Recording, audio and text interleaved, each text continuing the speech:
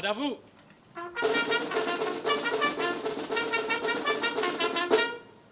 Attention pour les couleurs. Ouais. Envoyez.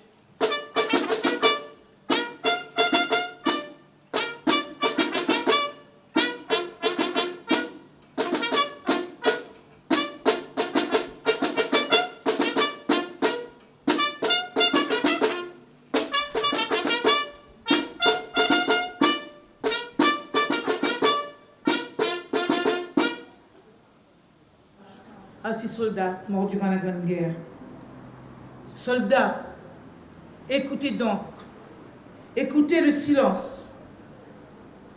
Plus aucun bruit d'obus. Aucun bruit de canon. Bientôt, nous n'entendrons que le son du clairon, fêtant au champ d'honneur le jour de la délivrance. Fini tous ces combats. Fini cette violence.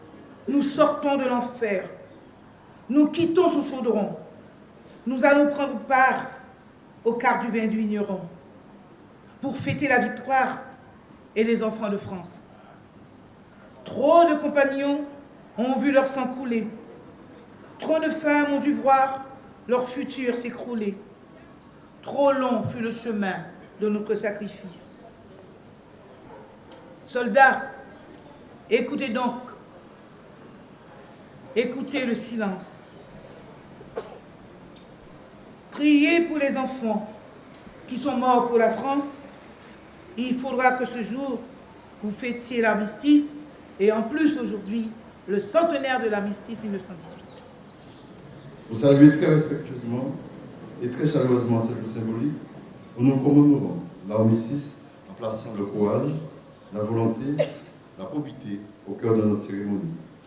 L'armistice du 11 novembre 1918 marquait la fin d'une guerre mondiale extrêmement destructrice au niveau matériel et humain, qui, nous le rappelons à tout de même, causait la mort de plus de 10 millions de personnes et fait 20 millions d'évanouis.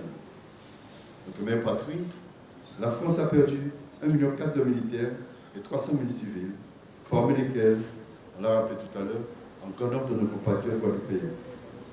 D'ailleurs, la liste pour Goubert figure sur cette plaque que certainement nous aurons l'occasion d'inaugurer bientôt. Le 11 novembre demeure une date symbolique dans l'esprit du citoyen français. Cette date symbolise le renouveau, l'armistice, la reprise en main de la vie de la nation dans des conditions idéales pour l'épanouissement humain. C'est le courage, détermination à faire face à l'avenir en avançant des solutions qui vont nous permettre de relever tous les défis que nous propose la société en perpétuel mouvement dans laquelle nous évoluons. En cette année 2018, où nous commémorons le centenaire de la fin de cette guerre dévastatrice, nous sommes dans l'obligation de constater que la paix n'est pas encore acquise dans le monde, et le président de la République le rappelle dans ce discours ce matin.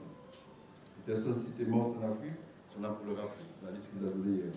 Pour tout cela, ce geste symbolique, ce dépôt de gère au monument aux morts de notre commune de Courbet nous permet d'honorer, comme il se doit, et de manière solennelle, la mémoire de tous les disparus que nous estimons tous encore.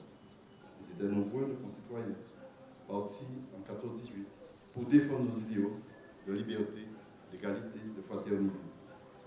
Aujourd'hui, nous devons tirer des leçons de leur sacrifice qui constitue pour nous un repère.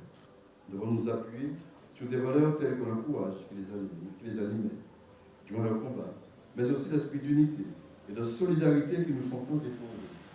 La Guadeloupe a besoin de cette unité, de ses enfants, de ces grands projets fédérateurs pour asseoir son avenir, et tout ceci loin des rivalités stériles. Il appartient donc, évoluant dans cette grande nation qu'est la France, d'entretenir le souvenir et tirer les leçons du passé pour éviter l'amnésie collective. Nous ne devons ressentir aucune lassitude et profiter de ces moments de solennité, de commémoration pour combattre l'oubli.